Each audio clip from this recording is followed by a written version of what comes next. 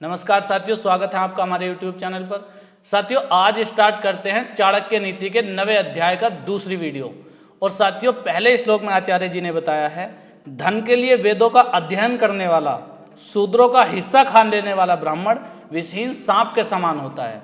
इस श्लोक में साथियों आचार्य जी ने बताया है कि जो ब्राह्मण वेदों का अध्ययन मात्र धन कमाने के लिए करता है और जो शूद्रों का हिस्सा खा लेता है, यानी गरीब गुरुओं का जो हिस्सा खा लेता है, ऐसा ब्राह्मण विषहीन सांप के समान होता है। और आचार्य जी ने बताया है, ऐसा ब्राह्मण जीवन में कोई अच्छा काम नहीं कर सकता।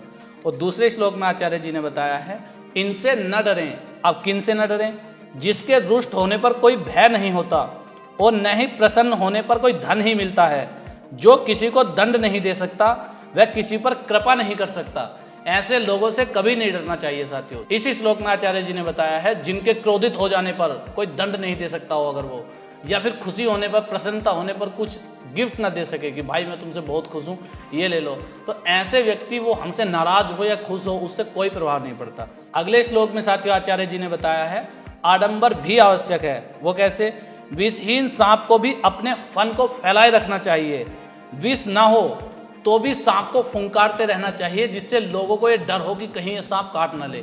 ठीक इसी प्रकार साथियों आचार्य जी ने बताया है, यदि आप पहले बहुत अमीर रहे हो और एकदम से आपके पास धन दौलत की कमी आ गई, तो भी लोगों को ऐसा मत दिखा देना कि धन दौलत हमारा लुट गया। या फिर जो गरीब हैं वो भी बाहर ये मत दिखाना कि भाई हम बहुत गरीब हैं, वरना ये लोग, ये दुनिया ऐसी है, आपको और ज़्यादा परेशान कर देगी। अगर कभी ऐसी स्थिति आए तो साथियों ये याद रखना, अग्नि परीक्षा की घड़ियां हैं, देखो साहस मत खो देना। और अगर कभी मन भर आए तो प्यारे मन ही मन में रो देना। अगले श्लोक में साथियों आचार्य जी ने बताया है, सौंदर्य ह्रास। वो कैसे? अपने हाथ से गुथी हुई माला, अपने हाथ से घिसा हुआ चंदन तथा स्वयं अपने हाथों से लिखा हुआ श्लोक इंद्र की भी शोभा हर लेते हैं। इस श्लोक में आचार्य जी ने बताया है कि अपने हाथ से गुथी हुई माला नहीं पहननी चाहिए, अपने ही बनाए हुए श्लोक को पूजा में इस्तेमाल नहीं करना चाहिए। इस बात से आचार्य जी समझाने की कोशिश कर रहे हैं कि जो चीज़ आपने करी है उसका गुणगान नहीं करते फिरते रहना चाहिए। आपने अगर कोई चीज़ बना ली तो उसका प्रचार दूसरे करें, उसके बारे में लोग दूसरे अच्छा बताएं कि ये बहुत अच्छी चीज़ है, तब तो आपका मान सम्मान बढ़ेगा। लेकिन आपने कोई चीज़ बनाई, आप किसी चीज़ के ओनर हैं और उसका गुणगान गाते फिर रहे हो, भाई ये ऐसी है, ये वैसी है, तो इससे मान साथियों कहीं ना कहीं कम होता है। अगले श्लोक में आचार्य जी ने बताया है, मर्दन।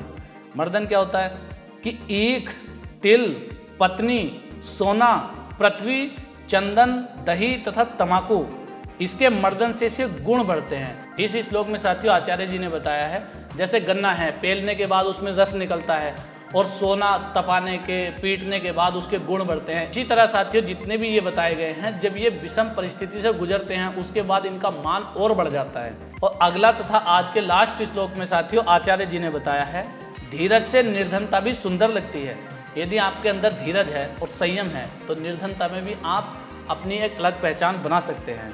और साफ सुथरे रहने पर मामूली वस्त्र भी अच्छे लगते हैं, गर्म किए जाने पर बासी भोजन भी सुंदर जान पड़ता है, और शील स्वभाव से कुरूप भी सुंदर लगता है। साथियों यदि कोई शील स्वभाव का व्यक्ति है, शालीन व्यक्ति है, और वो देखने में बहुत सुंदर ना हो तब भी वो अच्छा लगेगा। यदि भोजन पहले का बना हुआ है और उसको गर्म करके अच्छे से दोबारा से तैयार किया जाए तो भी वो अच्छा लगेगा। इसका मतलब आपके पास क्या चीज़ें हैं, क्या नहीं है, उसका इस्तेमाल आपने कैसे किया, ये महत्वपूर्ण है। आज की वीडियो में साथियों इतना ही था। मिलते हैं नेक्स्ट वीडियो में। अपना प्यार बनाए रखना। जय हिंद, जय भारत। हंसते रहिए, मुस्कुराते रहिए।